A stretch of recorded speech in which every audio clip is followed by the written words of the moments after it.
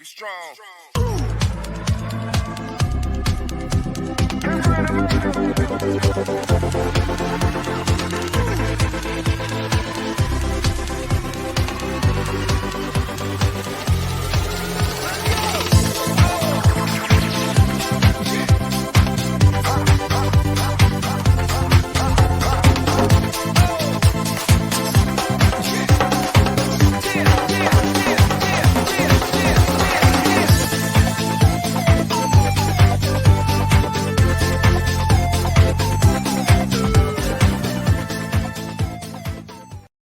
Well, a very good morning and happy Monday morning, that is, to you guys here on the TNC Sports Talk YouTube channel. Thank you guys for tuning in. Got a very busy hour for you guys, headed up into 11 o'clock here on the TNC Sport, the throw-in with Justin. And, very, very big weekend coming off of sports, especially in Cincinnati. We'll get a chance to go through all of that here, getting ready for Monday Night Raw. And, kick things off, man. Football is back. I'm excited. It's been, I want to say, since the middle of July that you start thinking that football is here, and you're just twiddling, sitting around twiddling your thumbs. You go through the whole, what team is good, what team is bad, how is your specific team performing, how are they going through, what are the changes they're making, how are they improving their roster.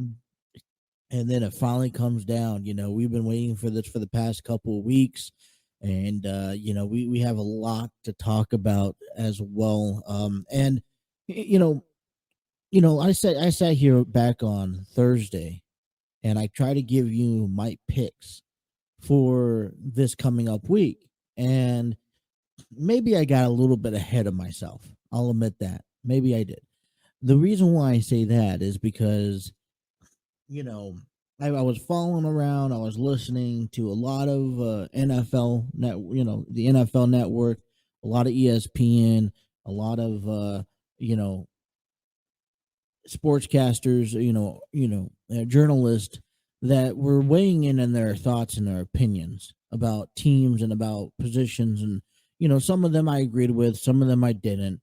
And so, I was feeling really confident heading into, Thursday, picking my teams and who I thought was going to win. And, come yesterday, I think this is going to be yet again this year. I feel like every year now is this how it is, but it's any given Sunday. I mean, if you sat there and you watched any football game, from the Bills and the Rams on Thursday, I mean, there was some impressive games. There was games that I thought that was going to be blown out. There was games that I thought was going to be, close, and they weren't. Like, here's a prime example: the 49ers and the Chicago Bears. Bears beat the 49ers 19-10, and you kind of just wonder, okay, well, what happened there? Because I was saying last week that in my books and my analysis, I was saying that the 49ers was going to come in and destroy Chicago. And yet again, Chicago comes out and beats the 49ers by 9 points. Now, I mean, I think one of the questions you dealt with, and I know that there's injuries on the 49ers team. I heard something about Kittle, and we'll probably talk about that in depth a little bit later on this week. But, one of my concerns was heading into Friday was, all right, how well will Jimmy Garoppolo and Trey Lance hold themselves together? The 1-2 punch combination, and if they have Trey Lance as the quarterback the entire time, how long will they hold on to Trey Lance if they're not performing well? Jimmy Garoppolo was one who took the 49ers to the Super Bowl to face the Kansas City Chiefs back about 2-3 years ago. But at the same time, Chicago Cubs, not Chicago Cubs, Chicago Bears are, one of the, this was Justin Fields' second season. This is, right? And similar to Trevor Lawrence over in Jacksonville, this is a season where if you're going to be an NFL quarterback, by starting quarterback or even backup quarterback, you have to perform on your second season. The first season, they throw you out there to the wolves. You get eaten up. You get broken down. You get tormented, right? But majority of the time, you're never going to have a good season. The first year, and then you come back the second year, you got to dominate, right? If you're going to be an NFL, look at Joe Burrow. He got beat up his rookie year, got hurt, had as a matter of fact, had a season not a possible career ending injury, comes back and has a phenomenal year last year. So for Justin Fields, this season means a lot more than probably anyone else, because if he doesn't have a successful year, the chances of him becoming a successful quarterback, or at least getting the opportunity of becoming a successful quarterback, is slim to none. Now, I'm not preaching that that Justin Fields and the Chicago Bears are going to go on any type of rant or any type of run to the postseason, but I mean, did you look at the Packers and Vikings game yesterday? I mean, Aaron Rodgers he has his work cut out for him with these younger receivers. No more Devontae Adams. But I mean, overall, if you're looking at, overall, like you said, any given Sunday, right? Giants beating Tennessee, the Steelers finding a way to pick up a victory, and we'll talk about that one, man. Now, I was very disappointed. My weekend consisted of a few simple things. Now, I got a chance to hang out with my kids, my family a little bit on Saturday. It was a relaxing weekend for me, because it was first weekend of football. I wanted to make sure that I was just hanging around the house, kind of just lurking to see whatever came across that, the news. I was kind of on my, on the phone. I was kind of looking up on the internet. All right, what something exciting is going to come out this week, and I was just kind of feeling that. I was like, all right, I'm going to sit home. The girls came over. We hung out for a day. Then I was like, all right, let's get ready. Kind of slept in.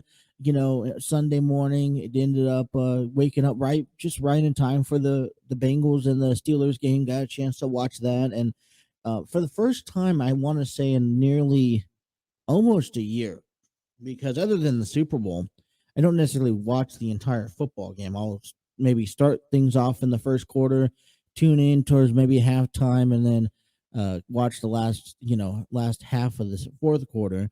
But I actually sat down and we watched a good amount of the Bengals and the Steelers game, and that was my weekend.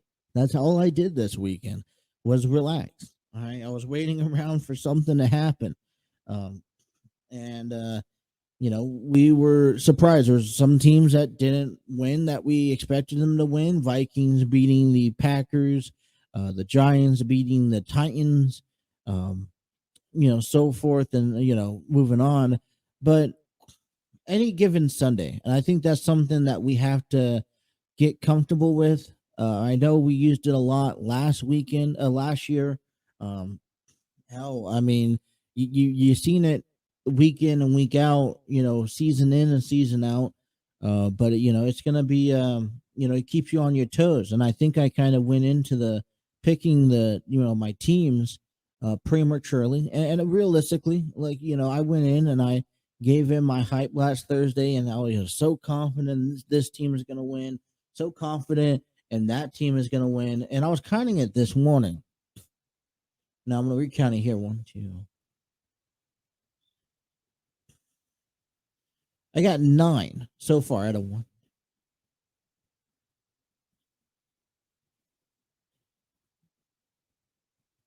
9 out of 15 games so far. That doesn't include tonight's game, right? That also means, so basically how I do it is last Thursday I picked the teams that I thought was going to win, and if you guys wanted to play along with me, I encouraged it. And I want to hear from you guys how far, if you guys were playing along, did you guys pick the same teams? And if you go, so how far are you, at so far? And out of the 15 games, one of the games were tied. I don't consider that as a win or a loss. Why? I mean, I guess I count in my books as a loss. And so far, I have won 9 games out of the 15 games. I don't think that's too shabby. And then we still have tonight between the Denver Broncos and the Seattle Seahawks. But overall, very entertaining the weekend when it came down to football. I think it's usually it takes a couple of weeks to get into the swing of how football goes, to kind of see, all right, this team is going to perform well, this team is just not going to win at all this year. So we have a lot, there's a lot going around, um you know over the next few weeks when it comes down for the NFL, and I'm excited. We'll play again here later on this week. Now, here's my schedule for the week. Uh, so I will be here 9 to 11 today, tomorrow, Wednesday, and Friday. I will actually be off on Thursday. I have a couple appointments and a couple things I have to take care of personally, so I will not have a show on Thursday. What I will do is give you my Thursday night pick for Thursday night football on Wednesday, morning when I do the show on Wednesday, and then I'll come back on Friday to give you the rest of my teams. If you guys are, paying attention, like playing along with picking the teams each and every week. So we'll do that. We'll talk about but what I have, and so that's how the week is going to be laid out. How I have the today's show kind of laid out. I got a little bit of everything I wanted to talk about. You know, was I'm gonna save a little bit of high school football until Friday. Want to talk a little bit more about that Friday, because it's not high school football. There's I don't get a chance to get out to many of those games because I work Friday evening. There was a really lot of great games uh, that I wanted to point out. I have a list of them that I can't wait to talk to you about from last week. But I don't know. I kind of want to include all of that into one segment and talk about recap last week and then heading into this week for any games. So if you're a local team and you have you have a team out there, I know um, Steve Barber from Armchair Booking wanted us to follow. I want to think Western Brown, and so we'll be looking into that. And there's a couple other good teams that I've been paying attention to, and any ranked teams in the local area I'll take a look at. So we'll dive into that. We'll later on this week, and we'll talk some high school football. But I definitely want to get into some college football while Cincinnati Bearcats. It wasn't all bad news this weekend. The Bengals lost, and then the Cincinnati Reds, they fall 2 out of 3 against Milwaukee, and we'll cover that as well. But the Bearcats also beat the Kennesaw State, just clobber them. First home game of the season, and that's how college is. I'm hoping. I'm excited to get the new NCAA football, top 25 out there. I think it's gonna be a little bit difficult for Cincinnati to get back in the top 25, but I would like to see that happen for them. And but yeah, I mean, a lot of the other things going along in the world of sports. We will talk about WWE as we get ready for Monday Night Raw. Extreme Rules pay-per-view coming up October 8th. We're getting ready for that. First match that I found, first match that really got my attention so far that is scheduled for Extreme Rules. That is Liv Morgan versus Ronda Rousey after Ronda comes back last week and wins what like a fatal 5-way or elimination, whatever that type of match was. She earns the #1 contender spot for that SmackDown Women's Championship. A couple other things we want to update you about tonight. Here's a big thing I'll talk about a little later on. 3 possible surprises for Monday Night Raw tonight. Obviously, we're expected to see Edge take on Dominic Mysterio tonight. Uh, the Braun Strowman is obviously setting his sights. What's going to be his first biggest battle moving forward with this whole new Triple H era? So we'll talk about that. Talk about some,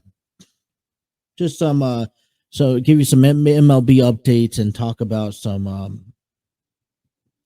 NFL today. So I got a pretty busy show for you guys today. I'm excited to get started. Kind of just looking through here the notes and the news that I've been keeping tabs on, and gosh, NFL. You guys watch the Bengals and the Steelers game, and I think that's my biggest question. Wasn't it was kind of a lackluster. I was kind of lagging around, towards the end of the game. Really, I was sitting at the edge of my seat, got a little bit excited. All right, they could possibly do it. But I've been saying, let's not get too comfortable for where we're at. And I know it's only week 1. I know that there is a lot of football left to be played. But there were some positives, there were some negatives out of that. I want to discuss all of that.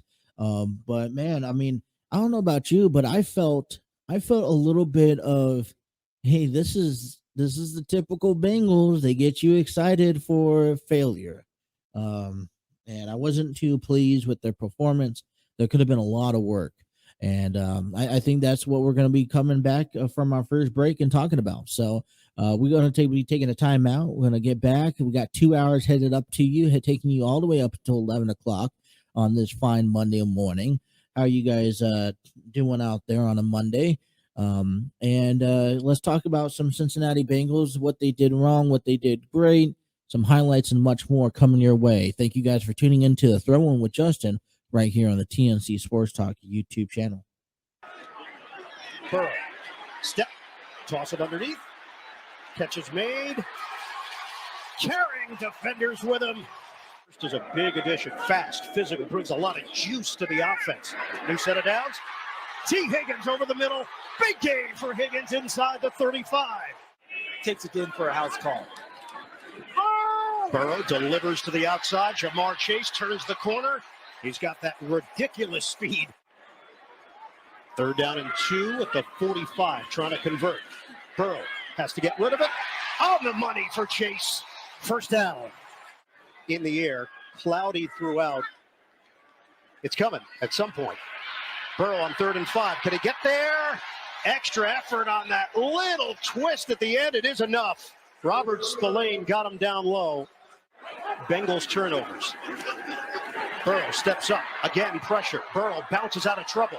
Throws on the move. It's caught at the 35. T. Higgins with those outstanding hands, but he got his bell rung. Yeah, maybe check the Pirates schedule. 1st down. Burrow pats the ball, throws it on the line. Caught by Chase, sheds one tackler. 3rd down and 5 at the 30-yard line. They protect Burrow. Caught inside the 25 by the dependable Tyler Boyd. 2nd and 14. Burrow steps up, throws on the move. Nice hands. Chase. Finally brought down inside the 5. 3rd and goal. Burrow dials it up. Touchdown, Tyler Boyd. And the Bengals are back.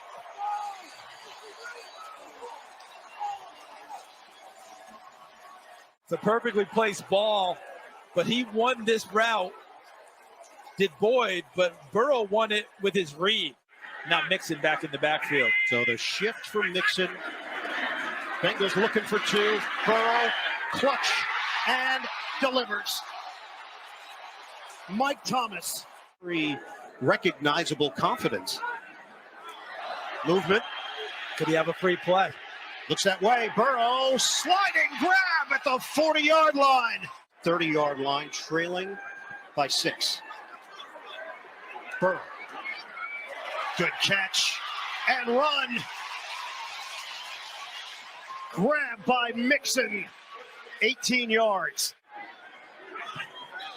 Most of the NFL last season. Burrow keeps it himself. Huge gain for Burrow inside the 30. Burrow rifles right at the goal line. Jamar Chase just short. P. Ryan is in there. 34 seconds to go. Shotgun for Burrow. On time to Chase. I think the ball's going to Jamar Chase. 4 seconds left. Burrow dials it up. Touchdown!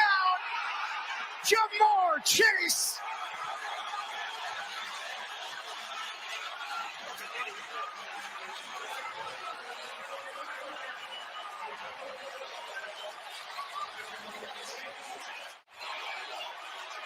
They turned it into a one-on-one route against Akilla Witherspoon, and the timing between Chase and Burrow, we've known it since LSU. It continues here at Cincinnati. Evident that ball's out of his hands on the break. Burrow. Pump. Burrow tosses. Caught. Hayden Hurst goes upstairs to get it. They'll go empty here. Well, I will say here that it was definitely a frustrating day if you guys were in Cincinnati, even at the game, and watching the Bengals and the Steelers. Welcome back here on the Throne with Justin right here on the TNC Sports Talk YouTube channel. First game of the season, Pittsburgh Steelers defeat the Cincinnati Bengals 23-20. And there is just it was very difficult, in my opinion, to watch this game. There was, and it started off right away. Joe Burrow got sacked, plenty of times. I mean, it was honestly ridiculous of how many times Joe Burrow was sacked yesterday. Just kind of reminded you of the postseason. And it almost made you think for a moment as if there was nothing going on, or that the Bengals didn't do anything this offseason with those offensive linemen. And I get it. Most of these guys, that's the thing. Going with all 32 teams, going with week one, there's the weather inclements and all that stuff plays into a factor. A lot of these guys haven't played a single snap all preseason. This week one is their official snaps, and you look at just the way that Joe Burrow was handled. It was a disaster. The offensive line looked terrible. You didn't have you relied on a lot of your younger guys to make the grabs. Because, I mean, here's the thing. Jamar Chase, 10 receptions, 129 yards, one touchdown. I mean, but you're really looking for you got to look for these other guys that you're slowly building. I mean, T. Higgins is only going to be there in the way, two receptions, 27 yards. Tyler Boyd scored a touchdown with 4 receptions. And then your running game also, you're looking for Joe Mixon to run. And this team, you're facing a really good defense at Pittsburgh, Pittsburgh defense. And let's give credit where credit's due. Pittsburgh defense is also something else. For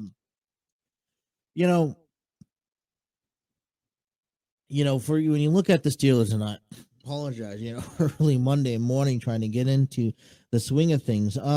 Listen, Pittsburgh didn't play that much of an offense. They only put up 20 points. Mitchell Trubisky, 21 for 38, an average quarterback, for his standard, 194 yards with 1 touchdown, no interceptions. And, he's doing it with a lot of other guys. He was able to spread the ball around. Like I said, it wasn't a lot of offensive plays from Pittsburgh, but what Pittsburgh did is that they capitalized. You got to think about this. Joe Burrow went 33 to 53, yesterday with 338 yards. Yeah, that's a lot. And he threw twice as many yards as Mitchell Trubisky. But he threw two touchdowns. All right, twice as many as Trubisky as well. But he also threw 4 interceptions.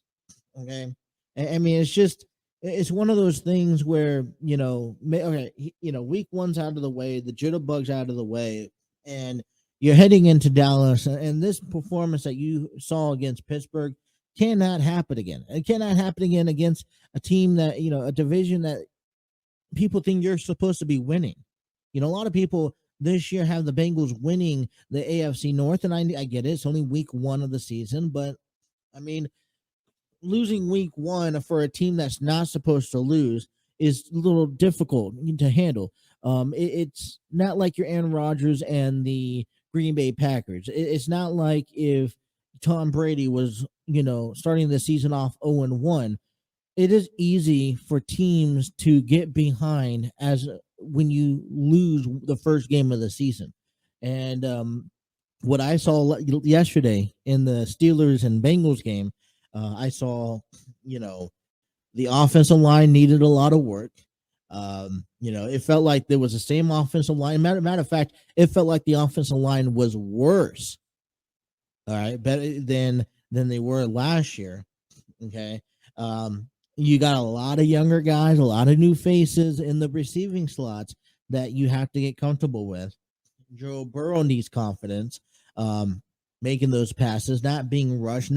You see, Joe Burrow, I don't want him to feel as if he has to carry this team on his shoulders. I don't.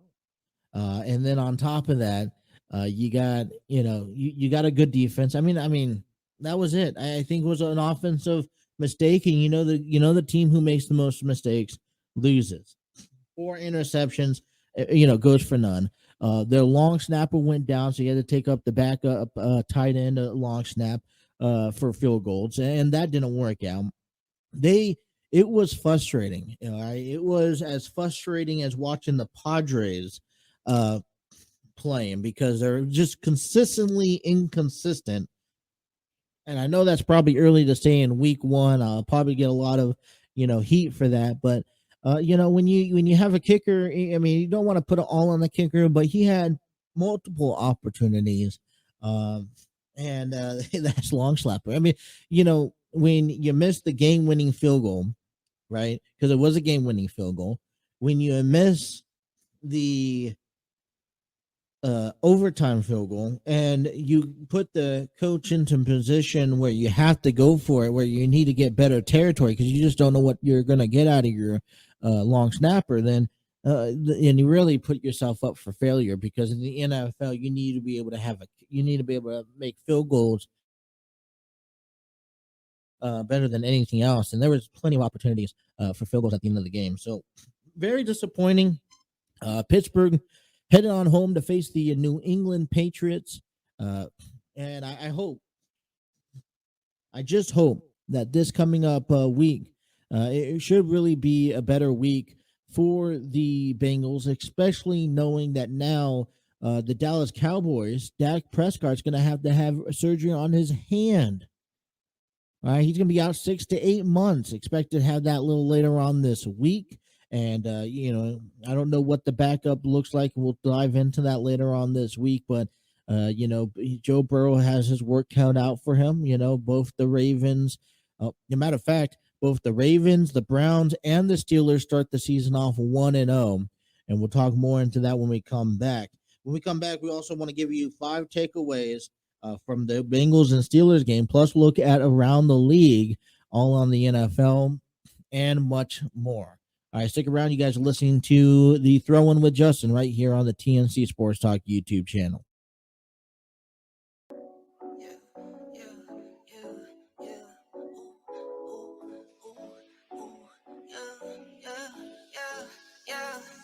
Left it to the bank like, ha, ha, ha, ha. Go. Left it to the bank like, ha, ha, ha, ha.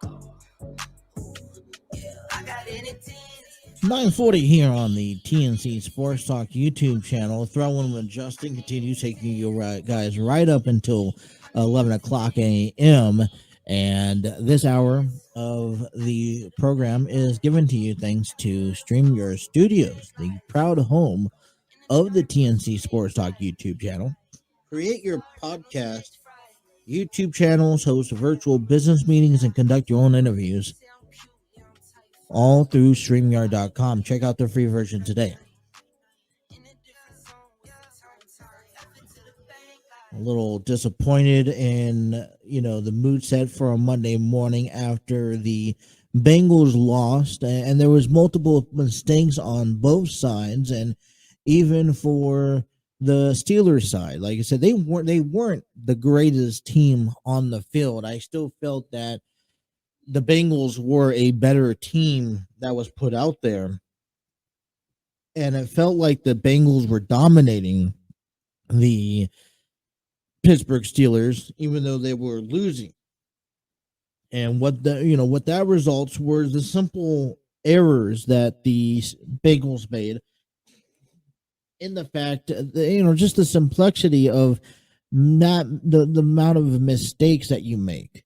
I mean, overall, whoever makes the least amount of mistakes are going to win the ball game, and that was proven yesterday between missed field goals and interceptions throughout the Bengals team. Throughout the Bengals side of possession, and Bengal, like I said, Steelers had their fair share too. They were leading 17-3 or 10-3 at halftime. They were leading at one point 17-3, finding a way to come back, and for the Bengals to come back, scoring a game-winning touchdown that was supposed to be a game-winning touchdown, that was taken away from them from a field goal, and then you led into overtime, and now this becomes an adrenaline rush, a marathon to complete this game. And the last thing you want to do is complete the game and finish tied, to begin the season, especially to begin against the Pittsburgh Steelers. But, Mitchell Trubisky wasn't the greatest, but they also picked up their first win. Now, coming to it, there's a couple takeaways, that you can come out. Obviously, bad performance by coming at number one. Bad performance by Burrow. 4 interceptions. He threw. He had the most yards. The running game wasn't there, but the passing game there was, and that's because the Steelers notoriously good at the DBs. All right, just a terrible performance. Maybe the expectation got to him. Maybe he wasn't. He felt very uncomfortable, very unsettled. He was way off of his game, and just didn't seem like the Joe Burrow that we saw last season. All right, coming in at number 2, new look for the O-line doesn't seem to me much better. He got sacked a handful of times in yesterday's ball game. TJ Watt once again looking like he dominated, like he owned the Bengals offensive line. Just was not good. They need to fix that up. They went out there and they signed 3 top offensive linemen to help this crew out. They need to find a way to protect Burrow. On the positive side, all right, the defense dominated. Listen, defense for the Bengals looked much better than the offense than the defense for the Steelers. I think they were a little bit neck to neck, but it looked like the Steelers were the Bengals had a better defense on the field. Right? It was a simple fact that when you threw interceptions, you gave the ball right back to Pittsburgh in great territory. At number 4, the touchdown that wasn't. And this is a simple with the we're talking about the touchdown that was landed on the 1-yard line. Listen, first game of the season, everyone's going to have their ups and their downs, including the referees. I don't want to sit here and say that one touchdown play made or break this team, but it was the incompletion. Unbelievable. The Bengals blew it from a 1-inch yard line when they should have already scored the touchdown on the original catch. And we're talking about towards the end of the game where where Jamar Chase catches the ball at the far side of the field. It lands down and the referees got that called it at the 1 yard line.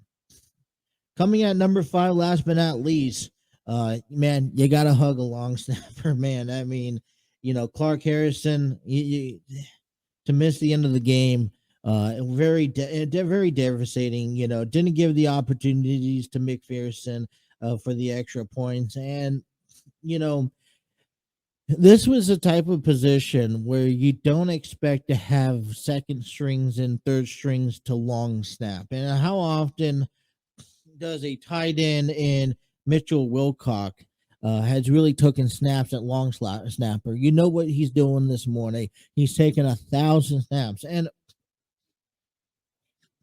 beyond that, I mean, there's a difference between in-game snaps to on just the practice snap on the sideline, because he was taking perfect snaps on the sideline, and just wasn't when it came down to the actual play, just wasn't well, man. He I think the long snapper situation, we're gonna have to figure for the Bengals. Are gonna have to figure that out. If that's gonna remain to be Wilcock, they're gonna have to figure something out with how he's gonna get better at what he's doing.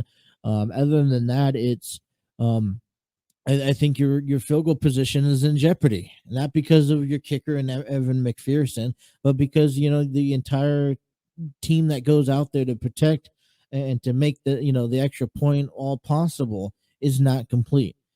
So my takes on the game, we'll talk a little bit about it a little bit later on this week. We'll probably have much more news and storylines. Like I said, Pittsburgh Steelers are headed home to face the New England Patriots, while Cincinnati's jumping on the road to Dallas and facing the Cowboys. And what's the good news is out of that is that you don't have Dak Prescott as your quarterback, as he went down last night against the Tampa Bay Buccaneers in a game that Tampa Bay absolutely owned 19-3. And one interesting fact that I came into this note was that Tom Brady, first quarterback in NFL history to make a start at the age of 45. Never thought I'd see that coming. He could be the first quarterback to possibly make the start at the age of 50 if you really wanted to. But good pickup from the Buccaneers, who won last night. And we'll talk a little bit the Ravens. All right, we had the Ravens over in New York as we still approach the division, as we want to pay close attention each and every game during the division. Like I said, both the Ravens and the Cleveland Browns won their game, so the Bengals are the only NFL team in the AFC North that started the season off 0-1. Baltimore beat the Jets 24-9. Lamar Jackson handled himself very well, considering the fact that just the other day, I was going through this, just the other day, about yesterday, okay, Lamar Jackson turned down a 6-year deal for $290 million contract and roughly $160 to $180 million guaranteed per sources here. Lamar Jackson went 17 for 30 through 213 yards, 3 touchdowns, 1 interception. Kenyan Drake, 11 carries, 31 yards. Rashad Bateman, 2 receptions, 59 yards, 1 touchdown on the day. And then you take a look, you head on over to Cleveland, Carolina, where, I really thought, for my opinion, take it for what it's worth, the Panthers, Baker Mayfield had an opportunity to show the Browns exactly just, what they were missing out with. He goes 16 for 27, 235 yards with 1 touchdown and an interception. Christian McCaffrey, 10 yards, 10 carries, 33 yards with 1 touchdown on the day for the loss. And for the Browns, you got Jacoby Brissett, 18 for 34, roughly about the same. No interceptions. This came down to also the amount of mistakes that was held. 147 yards for Jacoby Brissett, 1 touchdown. Nick Chubbs put the ball on the ground, 22 carries, 141 yards, no touchdowns. But Kareem Hunt, 11 carries, 46 yards, 1 touchdown. Helps the Browns win 26-24 against Carolina. So that is around your division. 3 teams start off at 1-0. One team, and that's the Bengals, starting off 0-1. And we have to look forward to next week. We still have the NFL continuing on opening week tonight, where Seattle Seahawks get to go into get to host Russell Wilson and the Denver Broncos. First game. We're hoping. I surely predicted that both scenarios, with Baker Mayfield over in Carolina beating the Browns, that didn't happen. I'm hoping that Russell Wilson could find something tonight and beat the Seattle Seahawks. And what's best is that's in Seattle, and that's looking forward tonight. All right. Listen, NFL's back, and that's great and all, and we're talking a lot about the NFL. But, this was out of the Reds that was, out of the Reds that fell 2 out of 3 against Milwaukee. And we'll talk more about that at the top of the hour.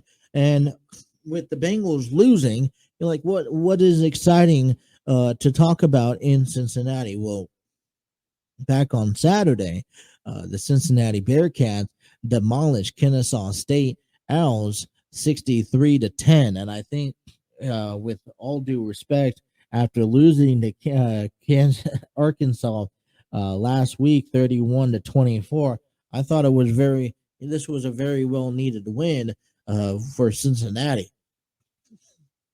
63-10, total passing yards 293, 232 rushing yards for Cincinnati with a total yards 527. Bryant went 17 for 20, 201 yards throwing, 3 touchdowns. And they actually got a chance to throw in their backup quarterback in Evan Prater, who is a sophomore. All right. And he went 4 for 5, 92 yards, and it looked like a dominant win for a team who needed to pick up a victory. Still not enough to get them back in the top 25. Like I mentioned, I don't know if there's anything that's going to be able to get them in the top 25 for the remainder of the season. But, a lot of great college football games. We're just glad to see a win. Ohio State beat Arkansas State 45-12. Alabama had a close. Number 1, Alabama had a very close game against Texas in Texas. At one point, they were even losing for the fourth quarter comeback. They win 20-19. As we scroll down just to look at some of the list, game that really surprised me out of the most was Marshall beating Notre Dame 26-21. Notre Dame, it was number 8, and I don't see them ranked anymore. We'll get to that in a moment in the rankings. But they fall short 0-2 as Marshall is 2-0 to begin the season. Kind of just going through. Number 24, Tennessee beat number 17, Pittsburgh 34-27. Michigan State shut out Akron 52-0. Absolutely tremendous. Purdue also beat Indiana State 56-0. And this was, if you're a college football fan, this is what you enjoy. Sometimes are these blowouts here. Number 2, Georgia shut out Samford 33-0. And that leads us to the upcoming rankings. Now, this is provided to you. This is the AP Top 25 that is posted as of today, September 12th, 2022.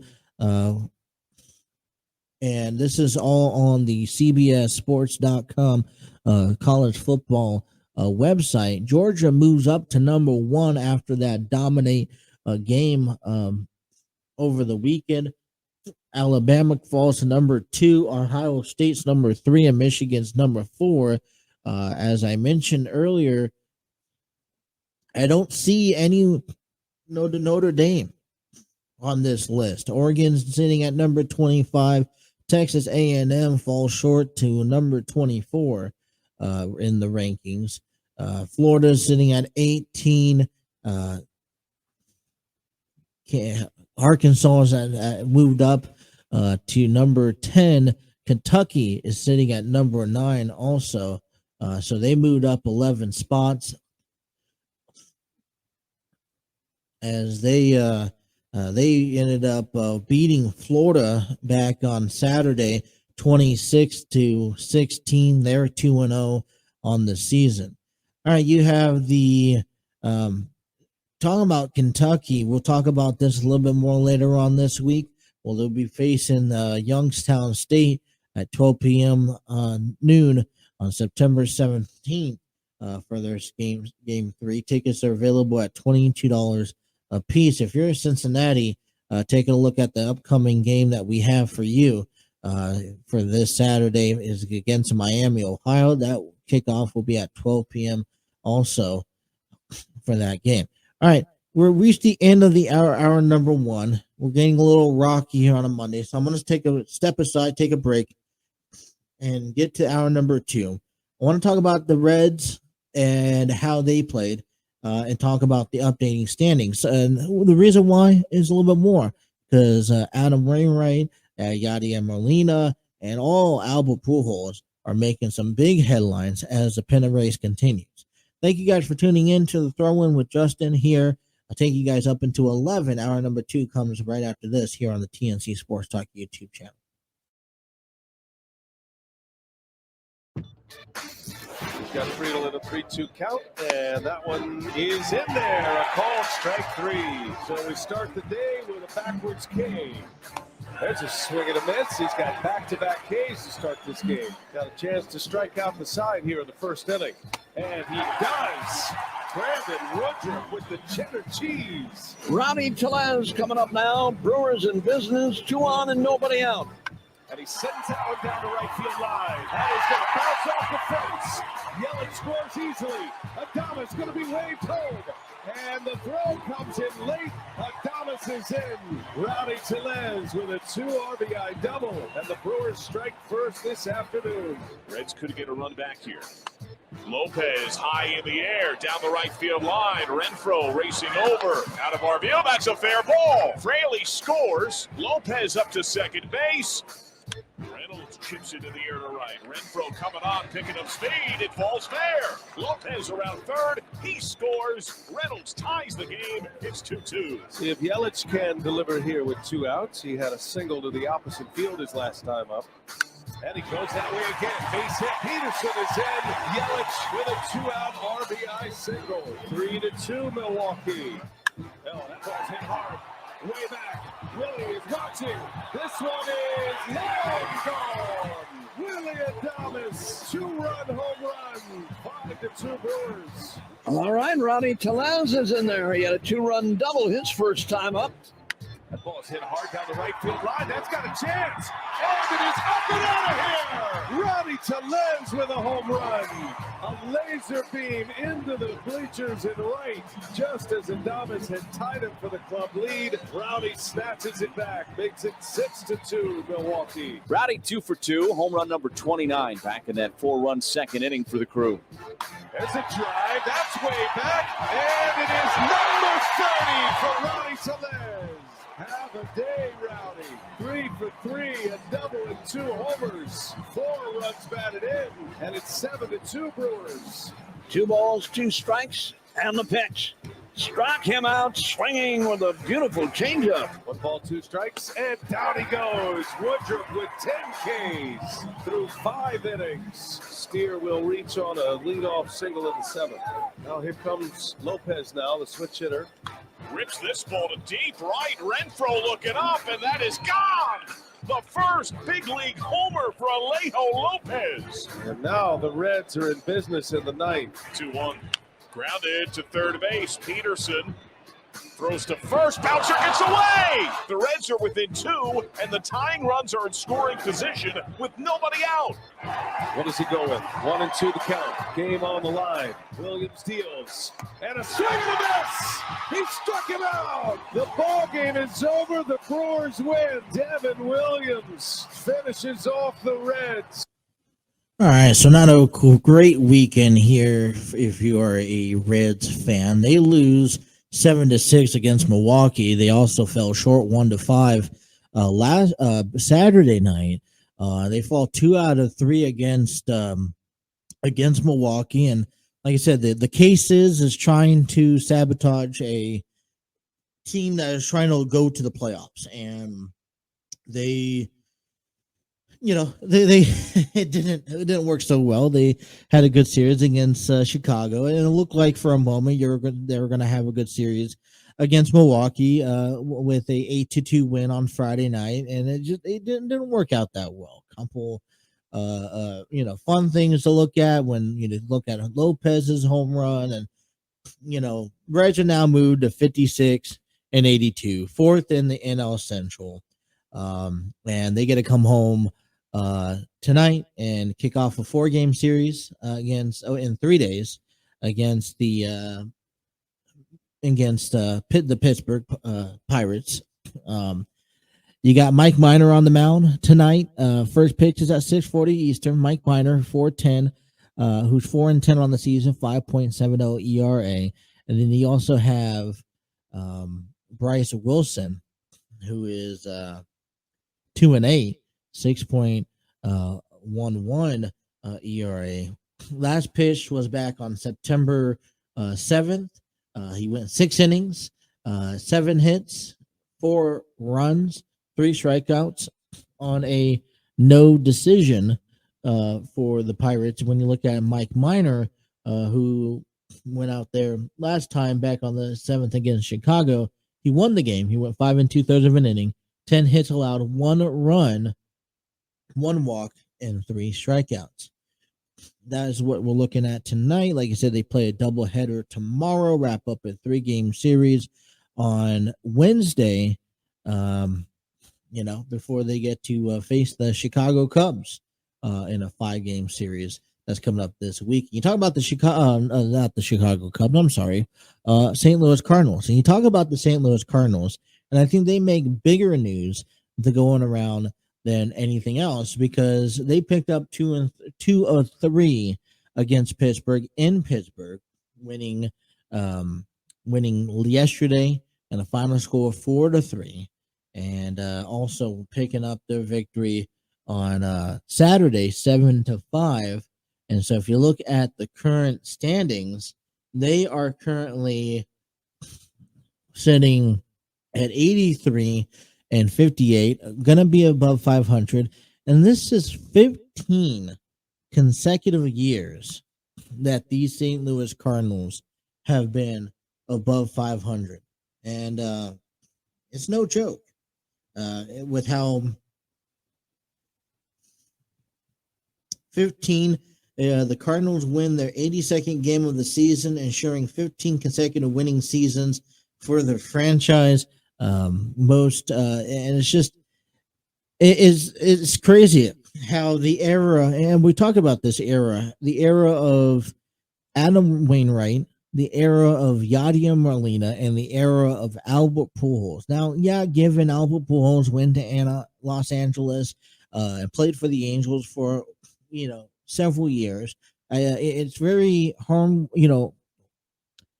heartwarming to see him come back and finish playing. And I think, as much as we enjoy these send-offs, right? How much do we really enjoy, like, Big Ben Roethlisberger last year? Here's a prime example. He left, he retired, and finally hung up his cleats. And I, as much as you're a Bengals fan and love to see Ben go because he was a prick in the side whenever you had to face the Steelers and you hear, Ben's name, it was, you were uncertain about how the game was going to go because you just knew what type of energy Ben was going to bring and what type of dominance he carried. When you look at these three key guys, and I know that in a baseball team, just like in a football team, it takes the entire team. But when you look at these three guys, in Wainwright, in Molina, and in Pujols, I mean, they dominated the last 15 years, okay? Especially Molina and Wainwright against the Cincinnati Reds. And every time you hear Cincinnati, it was the era of Wainwright and Molina. And then, Albert Pujols was the big, Pujols was initially the replacement of Mark McGwire, who was always a dangerous name. So as these three guys depart this year, right, who are those next guys stepping up? And I don't know. Cardinals are always notorious to being a good team. They will find players. They will buy players. They will coach players and build them the Cardinal way. But obviously a franchise, you're finally seeing this year an end of an era for the Cardinals team. And as they make their case, they are 14 games from clinching the division. Now the Milwaukee Brewers are 8 games back of the Central, 75-66. And, you just want, I kind of feel in a sense that, last season in football, when the Steelers went to the playoffs, trying to give, I was satisfied for giving Ben Roethlisberger that last chance, that last opportunity before he rode off into the sunset. To see these three guys go back to the playoffs again and get that opportunity before they ride off into the sunset. I'm not saying that they're going to be able to win it all, but it's a storytelling finale if they could win it all. And so if you look, looking forward to something this big this weekend, Yadier Molina has passed Carlton Fisk for the second most starts at a catcher in MLB history. If you looking at that history coming in, he has taken that ranks here. Ivan Rodriguez with 2,346. He currently leads. Yadier ain't catching him up, but he sits at 2,098, where Carlton Fisk sits at 2,097. Bob Boone, 2,091. Jason Kendall, 1990. So there's a nice list for Yadier's resume. And I was just looking at Yadier's resume a little bit. I want to say this is as accurate comes, but they lead. They're about to lead.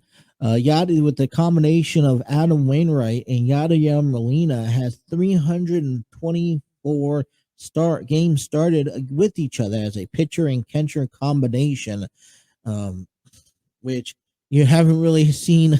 These are guys. All right, what about they've surpassed? They have their own leaderboard in this category. Mickey Lolich and Bill Freehan. How old do you have to be to remember those guys?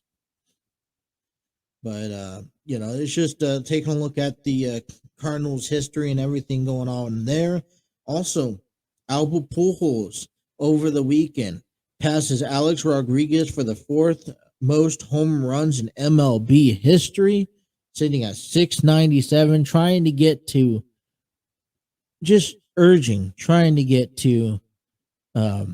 700, which I think would be a remarkable thing by the end of the season. I have no doubt over the next 3 weeks that that he's going to be able to surpass the 700 mark. Right now, obviously Babe Ruth, Barry Bonds sits at 762. Hank Aaron 755. Babe Ruth is 714, and I think it's just to be able to be a part of the 700th club. You got guys like Alex Rodriguez who came close, and he had to hang it up.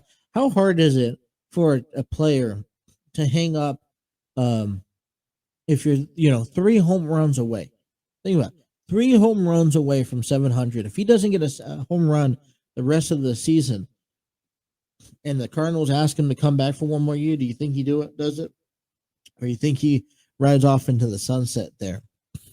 So, all right, let's step aside. I want to come back and give you the breakdown of the standings in the playoff picture and see how and where everything else looks moving forward.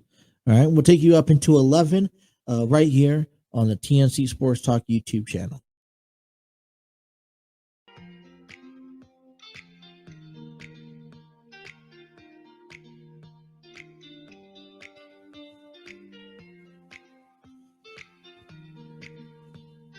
$10:18 here on the TNC Sports Talk YouTube channel.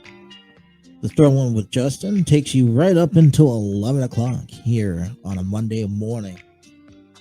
Have a lot to talk about, still yet to come. Like I said, tonight we have the Denver Broncos and the Seattle Seahawks.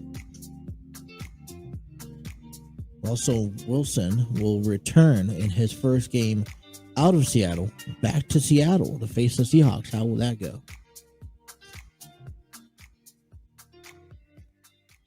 I just want the Reds have already are having a losing season. They're going to finish off with the losing season. And the best case scenario is finish off 82-82. And we know that is not going to happen. Like I said, the next thing is I want for pride. You look at the current division standings for the Central. And you look where the Cincinnati Reds sit. They're about a game, if not 2, behind the Chicago Cubs, who sit at 58-82. Like I mentioned here, 3 things to think about. You want to play for pride, right? You don't want to lose 3 games or 4 games to Pittsburgh. You don't want to lose to Chicago. And if you could kind of make it difficult for Milwaukee, possibly knock them out of the playoffs, or make it difficult for St. Louis, then do it. All right? I mean, the only other team outside the division that they have left to play this month is Boston. They're sitting in 9th place. About 6 games left to be eliminated from the division. They're 69-72 and 16 games back of the American League East. And that's next week. So you got to play your division. Why not finish off strong? There's something to work with for someone who can win, who can play their division extremely well. They're 59-79 against their division. Obviously you're not going to win each and every game.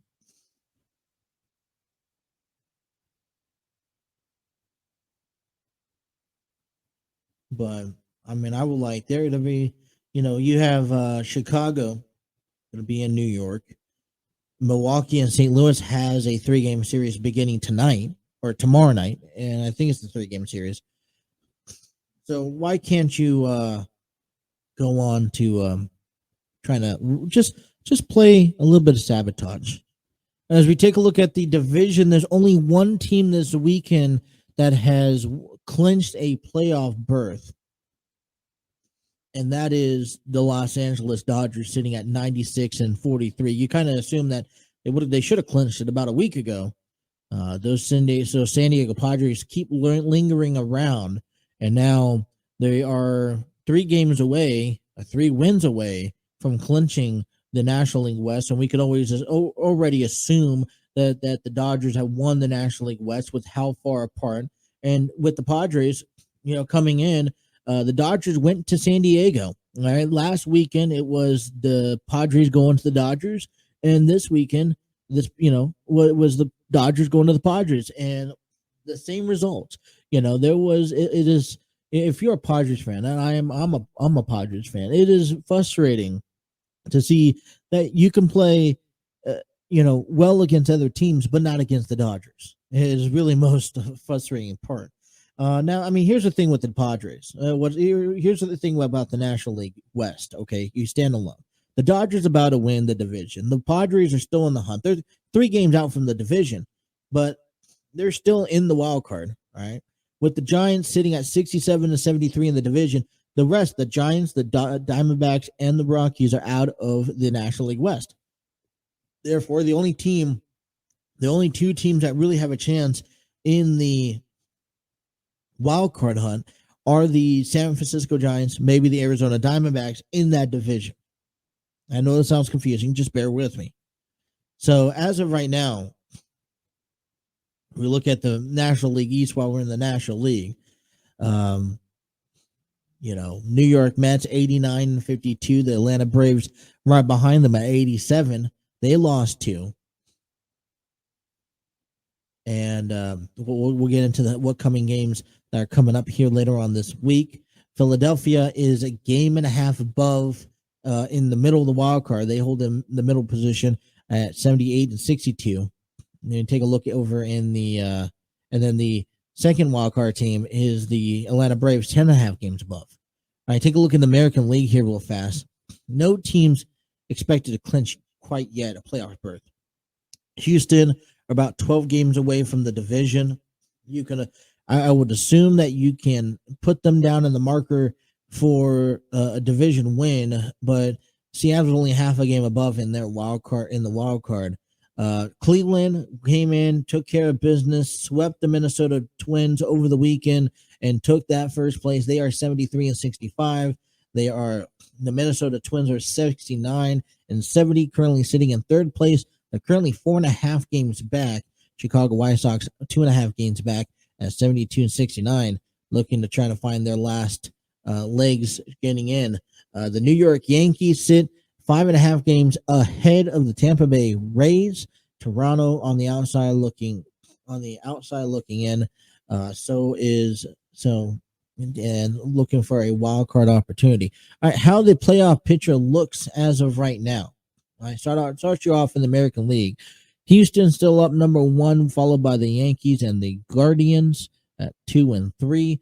The half a game lead belongs to both Tampa Bay and Seattle, 70 both over the Toronto Blue Jays, who sit at the 3rd wild card spot on the season. Baltimore Orioles 5.5 games back. Chicago White Sox 7 games back. So things are winding down pretty quickly. Now, Toronto and Tampa Bay, they are in battle today, playing later on tonight. The Padres are over in Seattle, so they're playing the Mariners, which is going to be a challenge for themselves. And there's really, Boston over, New York's over in Boston, so that's going to always be a decent series, to believe it or not. But it's Baltimore over in Washington for a 2-game series against the Nationals tomorrow. Paying attention to that. If you're looking for a game in American League, it's going to be Toronto and Tampa Bay. Also keep an eye on Baltimore over there. Taking a look at the National League. Division leaders, the Dodgers clinching a playoff berth, looking to clinch a division win again, and as they head into Arizona, taking on the Arizona Diamondbacks. Their series begins tonight. The New York Mets and the St. Louis Cardinals, in that order. St. Louis being home to Milwaukee. The wild card positions look as follows. The Atlanta Braves 87-53, 10.5 games above the wild card. Philadelphia Phillies 78-62, a game and a half above, as the Padres sit at 77-64, right there at the markers. Milwaukee Brewers are 2 games back, 75-66, so they look to try to contend and get above the Padres by the end of the week. And it's not a walk through the park. It's not over yet. Games to look out for, like I said, Milwaukee's in St. Louis, San Diego's in Seattle. Those are the two games to really be noticeable. If you're following the East, you want to follow the Mets. They're hosting the Chicago Cubs, and the Atlanta Braves are in San Francisco. So nothing too spectacular there. So that's the current Major League playoff picture look as of today. If we're looking more towards, we'll give you a picture later on this week. Like I said, we're following the Cincinnati Reds. We'll be following the St. Louis Cardinals and the Milwaukee Brewers. I'll probably be tuning into that one because I feel like there's more depth on that. All right, let's step away. We're done with football. We're done with baseball. Let's get you ready into Monday Night Raw. What happened on SmackDown? How did the outcome of AEW Rampage turn out on Friday? What to expect this week? All more still to come as we take you up until 11 o'clock here on the TNC Sports Talk YouTube channel.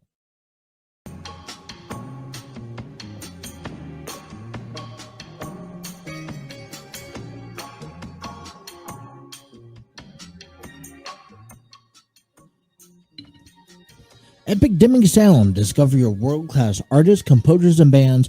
Find the perfect soundtrack and give your social media accounts the music they deserve.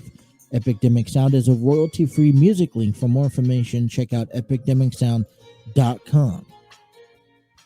Golden Era by Mary Riddle is given to you this morning. Welcome back. We'll take you up until 11 o'clock in the morning here on the TNC Sports Talk YouTube channel. Happy Monday to all. There's a couple of the highlights going around. Over in the PGA side, Lori edges McIlroy Rahm to win BMW PGA Championship. Scotty Scheffler named 2022 PGA's Tour Player of the Year. Over there on the PGA side. WNBA Finals, Las Vegas Aces outlast Connecticut Suns in Game 1.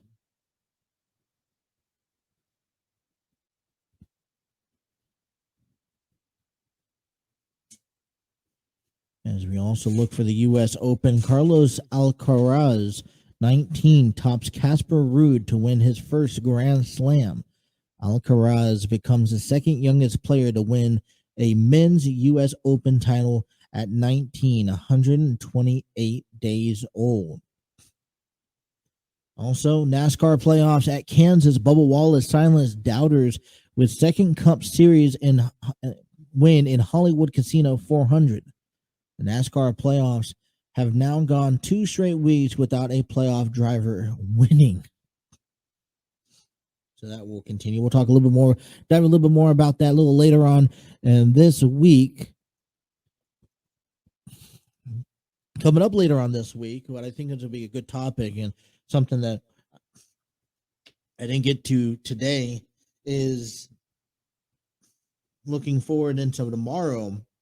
Baseball has issued 2023 rule changes regarding the shift, the time clock, and much more. We'll talk a little bit deeper about that. But, listen, let's take a look back at the previous week. Friday Night SmackDown kicked off. A lot to look out for here. When it comes down to Ronda Rousey returning, getting her number one contender shot again.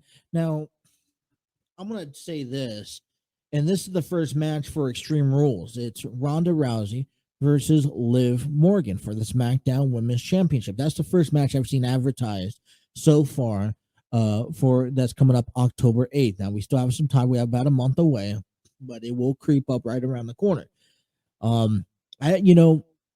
Is Liv Morgan's time done? She's had a pretty nice run after the separation between her and Rhea Ripley, and these two women has really, they went down separate paths. I mean, Rhea Ripley is staying mostly on Raw. She's been dealing with the Judgment Day, and I think the Judgment Day works well for her character, for her persona, what she likes to do, what she's trying to do. And Liv Morgan has been able to capitalize, win the SmackDown title. I think it was this, she's kind of like the summer athlete in the women's category of professional wrestling this year. Is her championship run completed? Because Ronda Rousey coming back, there's a lot of things that you can still do, and there's new matches, new referees that are raising the stakes as we head into the to Survivor Series, as we head into the Royal Rumble, and even to next year's WrestleMania. So as we start planning, because that's the key thing right now, is that time. I believe firmly that I say about Survivor Series is the time that you start planning the road to WrestleMania. It starts off there. There's at least one or two stories that you should take away from Survivor Series that can lead you up to WrestleMania, right? So that's what I look towards. And my question is as we head into Survivor Series, as we head into next year and heading into WrestleMania, do you see Liv Morgan on top or do you see Ronda Rousey on top? Because one of the biggest matches that I want to see is Ronda Rousey taking on Shayna Baszler. I know there's been some talk about that. I know they've been coexisting with each other, but these are two former fighters that get to square off in the ring. And I think it will bring the best out of Shayna Baszler. Now, Shayna Baszler hasn't been her, the same dominant female fighter that she has been since she got brought up from NXT. Is about time to see it. Now, I thought maybe you could bring the best out of her when it came down to Nia Jax. Obviously, Nia Jax, departed with WWE and she's off to her own other things. But I truly believe, in my opinion, that Ronda Rousey could bring the best out of Shayna Baszler. And I think it's time to see it. I mean, there's careers out there that the WWE brings in talent. All right, the WWE brings in athletes that are in their mid 30s, 40s. I mean, look at Shinsuke Nakamura. I was reading an article this weekend about Shinsuke. All right, it was talking about the WWE and Triple H liking his work, liking what he's done inside the ring, wanting to give him a push, whether it's at the end of this year, beginning of next year, and actually give him noticed. And how many times and how many athletes are sit there? And he's sitting at 46 years old. Shinsuke Nakamura is 46 years old, and he's now getting a push in the WWE. And he's been in the WWE for at least 5-6 years now. Robert Roode, he's in his 40s. There's some athletes in their upper age. Okay, not everyone could wrestle until they're 50, and the wrestling gods have worked and given Shinsuke Nakamura the opportunity to continue to be wrestling in his 40s. But I mean, there are athletes up there that are probably at the end of their career that have not yet been recognized, and I think it's time. We looked at last night on Friday. We looked at the Brawlers Brutes taking on Imperium in a 6-man tag match. We just got done watching an incredible fight. Okay, and I mean sometimes you just need to see a good brawl. We just got done seeing an incredible brawl between Gunther and Sheamus at the Clash of the Castle, which I thought that was an amazing match. And I think I saw one of the best 6-man tag matches in WWE over the last decade. And these guys are getting very physical. They're very, and it's entertaining to watch. And I've never been entertained to watch these 6 men in a ring compete with each other. It's something special. You got my eyes glued to the TV, to the big screen. Now, I guess every good thing has its bad flaw. I guess my thing coming out of it is I don't want to see, this go on for the next 6 months, right? Like we saw with the Brawling Brutes and the New Day. Let's spice it up. Let's change it. Let them face other teams as well. I know the tag team division is not the greatest shape, but let's work on building that. I think the one way that you start building in that is start throwing two people in together. Start throwing, just random tag matches together and start making that circle. Sometimes it doesn't have to make sense in order to make it sense. But yeah, so Ronda dominates her the field in the WWE to get herself into a match at Extreme Rules. Braun Strowman came, and like you said, his presence was known coming out of heading into SmackDown, saying that he was going to be there. He came in and he destroyed the Alpha Academy. Now, I'll be honest with you, I'm not necessarily too big. I don't know. Maybe for me, it feels like Braun Strowman being on SmackDown and for what he did was a bust. I didn't really see nothing more from him, and maybe he wants to come in for the next few weeks and dominate. But what is his first big challenge? I think I think the way that the WWE is trying to hold off on, maybe they're trying to hold off on Braun and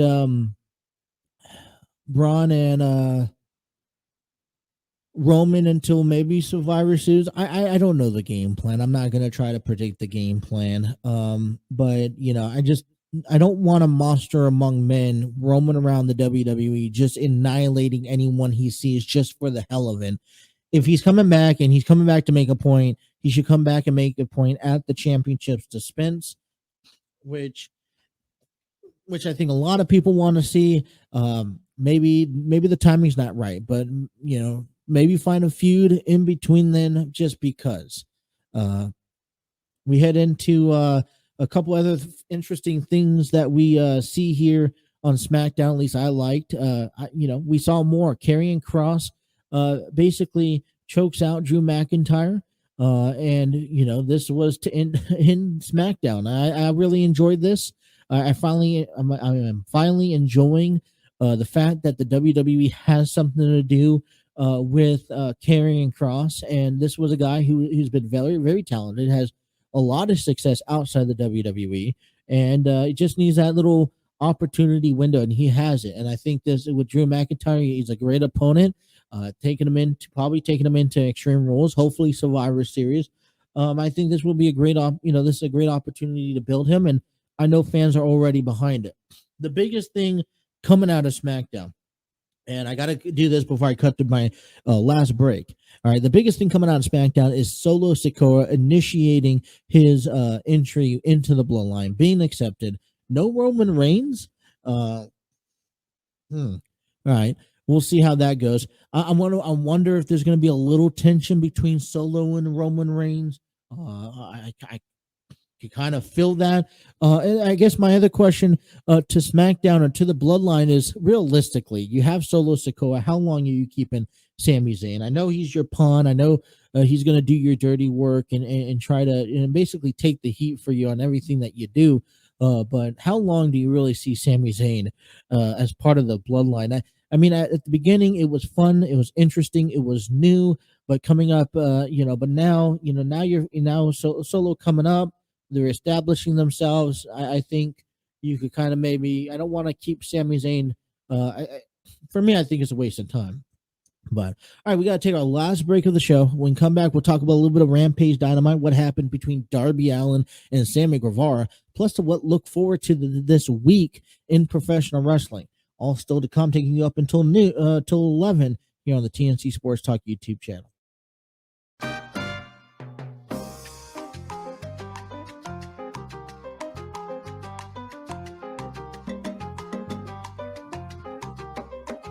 you guys like today's episode, be sure to hit that like, share, and subscribe button. Press those notifications. Don't miss any episode. If you miss anything, you guys can go back in and listen to us again. If you guys are on the road, take you guys on the road wherever you guys go by listening to us on Spotify, Google Podcasts, iHeartRadio, and much more. To search The Throw-In with Justin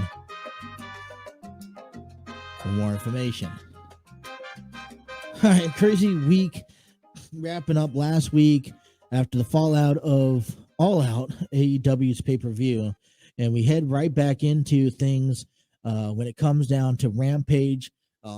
they had to make a Grand Slam tournament after stripping the AEW championship away from CM Punk, and now you had that tournament that took place back on Wednesday. You had Hangman Page taking on Bryan Danielson, and Danielson advances, and he'll be facing Chris Jericho this week. And I'm back on Friday. Darby Allin went one-on-one to face Sammy Guevara, and Darby Allin basically came out and said, "Hey, listen, I don't need Sting by my side. I'm gonna do this on my own." That's what I love about Darby Allin. That's what I'm enjoying. It's because he's coming into his own, and I don't need to see Sting at ringside for him all that anymore. But taking on Sammy Guevara, he should be able to do the same thing by himself. And I was a little disappointed in how everything went.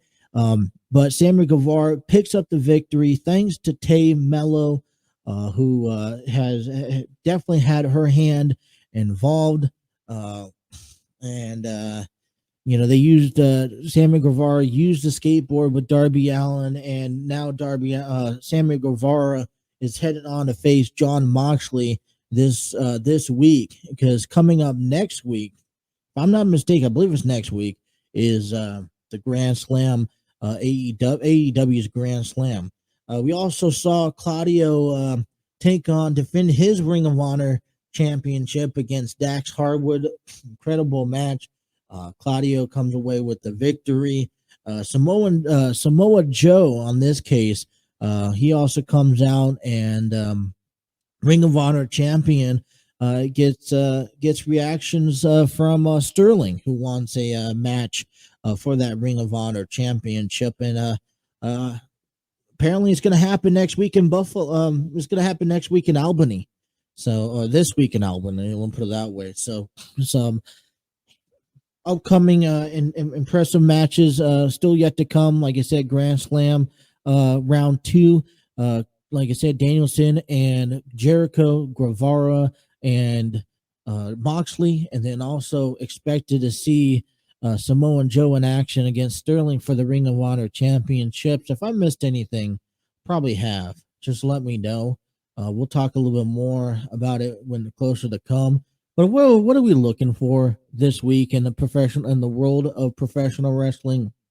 And this is where I start off with WWE is on the road to Extreme Rules. They're about a month out, and when we kick things off with Monday Night Raw, you have I think one of the I what I'm looking for this Monday Night Raw is to see the aftermath between Loomis and The Miz, and and also you could probably expect or anticipate Braun Strowman in there. What's next for Bobby Lashley after defeating The Miz? Are we going to see Loomis? I think we're also going to see Johnny Gargano in action, and Dexter Loomis and The Miz. I like to see that story keep on spiraling, and I'm excited. I think this watching Raw tonight is probably a key to understand what the tables are going to be like headed into Extreme Rules.